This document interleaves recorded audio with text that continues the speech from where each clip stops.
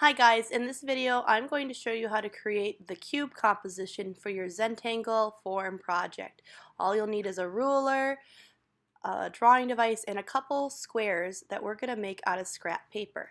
These squares that we're going to cut out are going to help us draw our cube forms. I'm going to make a square that's about the same size as the square I have in this drawing. Now a nice thing is I can use that edge that's already cut for half of my square. That's a perfect right angle. It really helps me so I don't have to cut out the extra part. I'm going to start by measuring out 2 inches away from one of the sides. Then I'm going to use my ruler to line up those marks that I just made, and I'm going to draw a line. Now I'm going to do the same thing for the other side. Measure away 2 inches, and you can do any size. I leave 2 marks so I can make sure I have a nice straight line. Sometimes when you measure, you'll notice it's a little bit crooked, so you always want to use your eyes to make sure it looks right. Then I'll just make another farther away line and mark it up together so that I can make sure that it connects. I'm going to make a couple extra boxes doing the same method, making a variety of sizes. All I'm doing is measuring away from one side. I'm making 2 marks, drawing a line, and then measuring the same size away from the other side. I'm going to make a couple boxes of various sizes, and I think you should too for your project. Now that I have several squares drawn, it's time to cut them out. Notice that when I'm cutting these squares, I'm opening up my scissors as wide as I can so that I can get as straight of a cut as possible. The straighter the line, the better my square will look.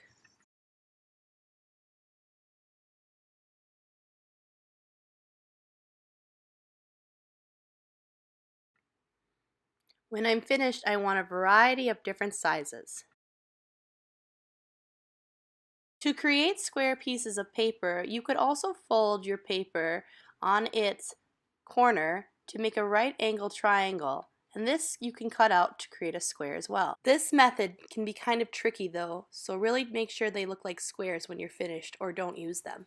When you're drawing the cubes, you can draw them in any way that you want to, but I'm going to show you this way, which might be a little bit easier.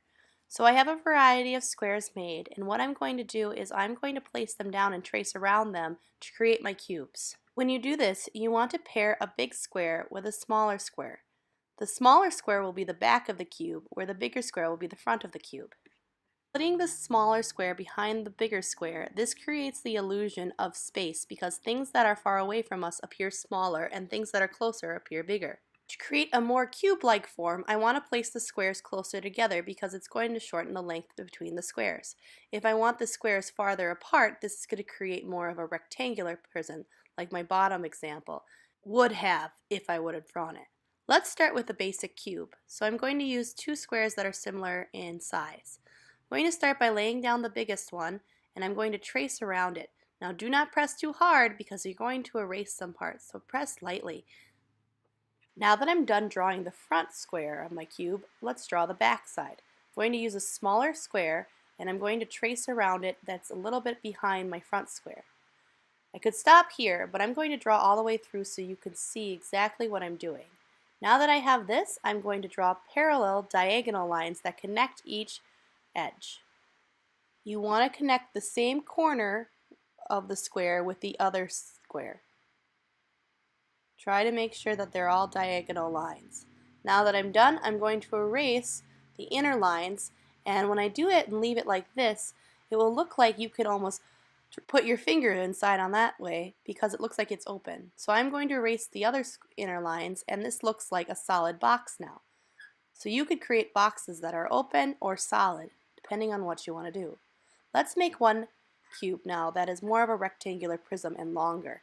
I will start by tracing around my larger square, and then I will trace around the smaller square that's quite a ways back. Now that I have this, I'm going to connect the corners with lines just with my ruler.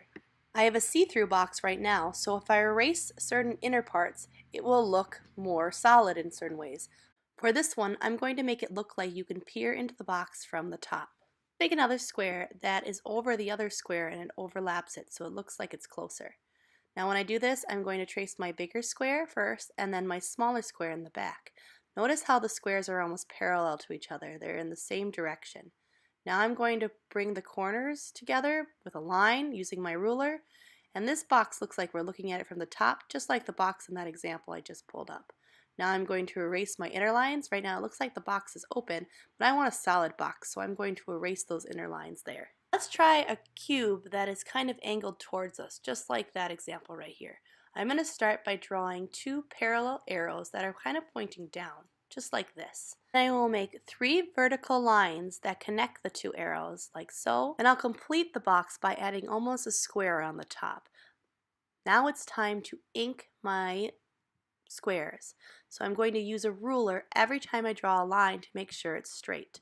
Don't ever try to trace a square line without a ruler or it won't look straight. It will look very jagged and it won't look like a square anymore. So please use a ruler when you are tracing over these lines. When you are finished tracing over your lines, take an eraser and erase the pencil marks so it looks really nice and clean. Then all you have to do is add your Zentangles onto your boxes and you are finished. You may want to practice drawing out these cubes in your sketchbook before you start your final project. You'll also want to have several thumbnail sketches of different cubes so you can create the most interesting composition you can come up with.